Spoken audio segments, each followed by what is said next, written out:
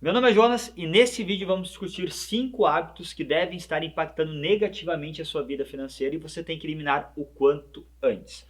Por isso, vamos mostrar aqui para você como você deve eliminar esses hábitos, bem como substituí-los para assim ter uma vida próspera e conseguir alcançar a liberdade financeira. Vamos para o vídeo ao vinheta!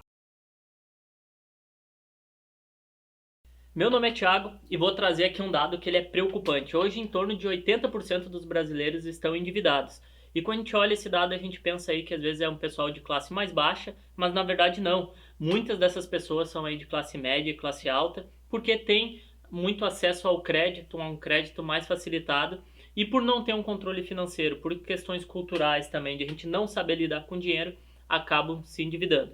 Mas antes de a gente trazer aí os hábitos, vou pedir para vocês curtirem, comentarem aqui se tiverem qualquer dúvida, compartilhar com um amigo que precisa investir e também ativar o sininho para receber todos os nossos vídeos. Vamos então ao primeiro desses hábitos, que são gastos impulsivos e desnecessários. O que acontece muito que a gente vê, às vezes, alguma promoção ou algum gatilho que nos pegam em alguma venda e a gente acaba gastando sem ter a necessidade.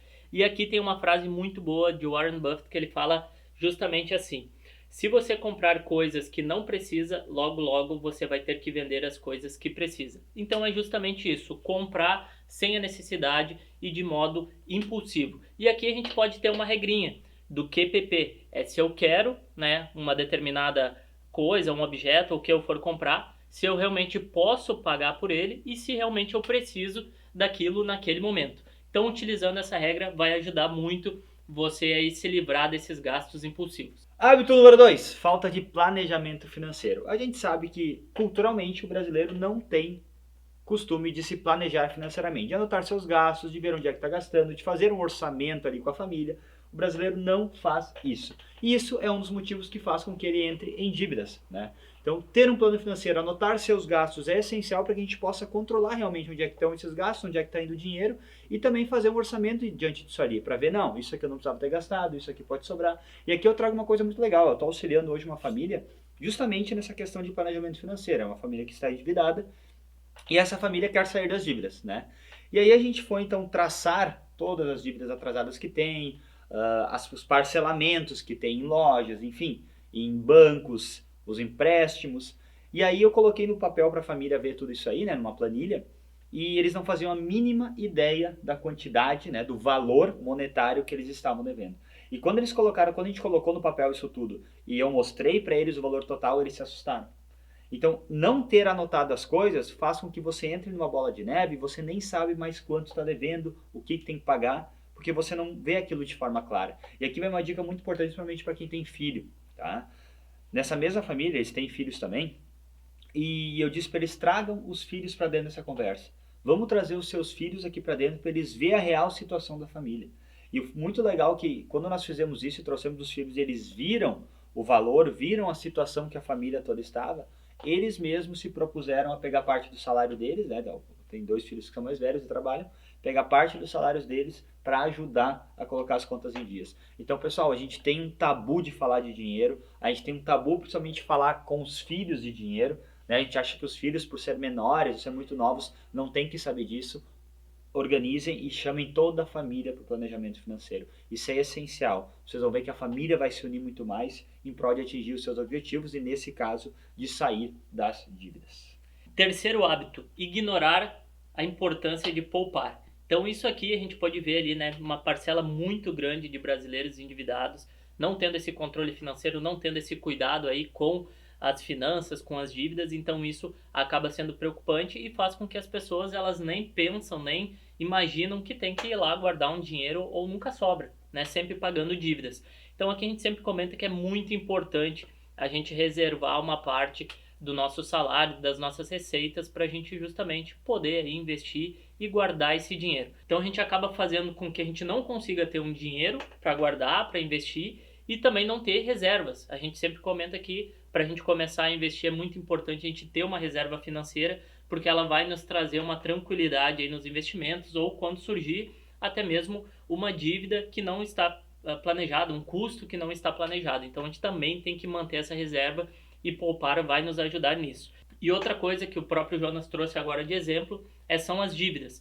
Então, quando a gente vai sentar e analisar e a gente começa a ter essa consciência em relação a esses maus hábitos, a gente pode se deparar sim com essas dívidas. E é muito importante a gente quitar essas dívidas, porque normalmente essas dívidas elas estão atreladas a juros muito altos. Então isso vai fazer com que a sua dívida ela seja muito grande e que ao longo do tempo isso fique cada vez pesando mais no orçamento familiar. Então é importante analisar bem essas dívidas, quitar elas e começar a criar esse hábito de poupar para depois também poder utilizar esse valor aí para começar a investir. Hábito número 4, então, não investir para o futuro. E aqui a gente bate numa tecla, a gente sempre fala que todo mundo, se começar a investir cedo, consegue se aposentar com excelente patrimônio e também com excelente renda passiva.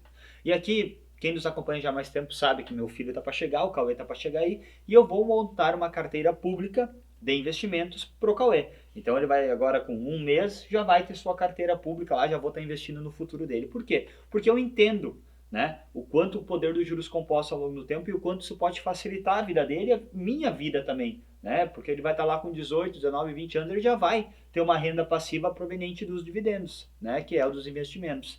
Então, quanto que eu posso facilitar a vida dele ao longo do tempo, coisa que a gente não teve, né?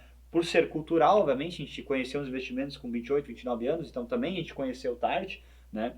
Então eu consegui propiciar isso para ele é muito importante. E aí eu trouxe uma tabela aqui que o Guto vai botar para a tela para vocês, onde eu puxei 3 cenários, né? Aí eu peguei ali se uma pessoa começa a investir com 20 anos até os 65 anos, que seria a aposentadoria, alguém que começa nos 30 anos e alguém que começa aos 40 anos. Então tem ali o quanto ela consegue juntar de patrimônio e de renda passiva até os 65%, considerando uma uma rentabilidade de 10% ao ano. Então a gente pega ali cenários de aporte de 200, 300 e 400 reais. E a gente vê que quem começa cedo, começar lá nos 20 anos, aportando somente 200 reais ao longo de todos esses 45 anos, chega a um patrimônio perto de 2 milhões, uma renda passiva em torno de 15 mil por mês. Aportando 200 reais, pessoal, durante 45 anos. Isso que a gente não está falando do aumento dos aportes ao longo do tempo, que com certeza vai ocorrer, pelo menos conforme a inflação você tem que aumentar os aportes. E segundo, o reinvestimento dos dividendos. Então você vai estar lá, quando chegou lá aos 65 anos, recebendo 15 mil reais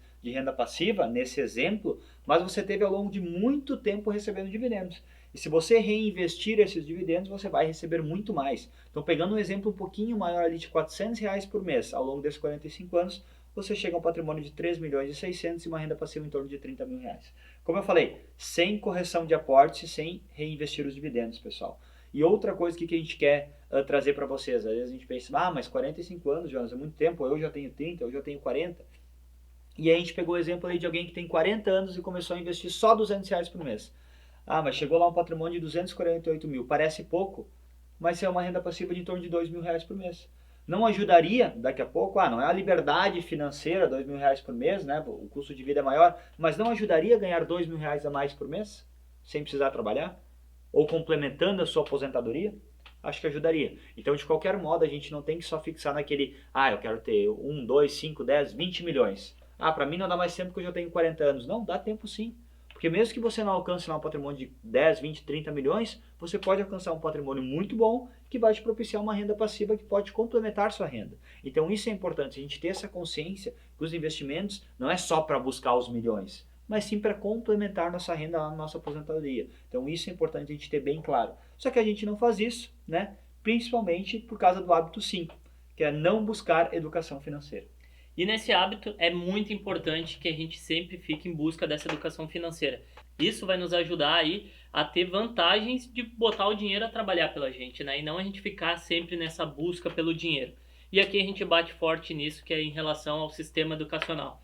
Então, dificilmente a gente vê aí numa escola a gente aprender sobre educação financeira, sobre dinheiro, falar isso abertamente, até mesmo empreendedorismo. Então isso nos dificulta lá ao longo do caminho a trabalhar, a entender o dinheiro. E isso traz diversas consequências que a gente já trouxe aqui. Então, não saber lidar com dinheiro, entrar em dívidas, não ter uma liberdade financeira, aposentadoria, né? Então, a gente não consegue se aposentar aí com um valor, com uma renda que vai conseguir manter o nosso custo de vida, que a gente tinha lá quando a gente produzia, quando a gente estava trabalhando mais. Então a gente pode ver o quanto que a falta de educação financeira ela vai impactar ao longo de toda a nossa vida. E de que forma que a gente pode fazer isso? De que forma que a gente pode melhorar e buscar? Então a gente pode ler livros, como a gente fez, fazer cursos, debater sobre educação financeira, sobre dinheiro, falar não só com amigos, mas dentro da família. Então, tudo isso vai ajudar com que você tenha um melhor relacionamento com o dinheiro e o que a gente comenta de sempre fazer o dinheiro trabalhar por você, ter essa renda passiva e ter uma tranquilidade financeira aí e buscando sempre melhorar nos seus investimentos. Vamos recapitular então 5 hábitos que a partir de hoje você não terá mais. Gastos impulsivos, usando o QPP, falta de planejamento financeiro, falta de dar importância ao poupar, não investir para o futuro e falta de busca por educação financeira. Elimine esses 5 hábitos agora da sua vida e comece a prosperar, comece a buscar realmente a riqueza, comece a buscar uma liberdade financeira, que é o que tanto a gente prega aqui, e no que precisar, o Seja Holder estará aqui para ajudar.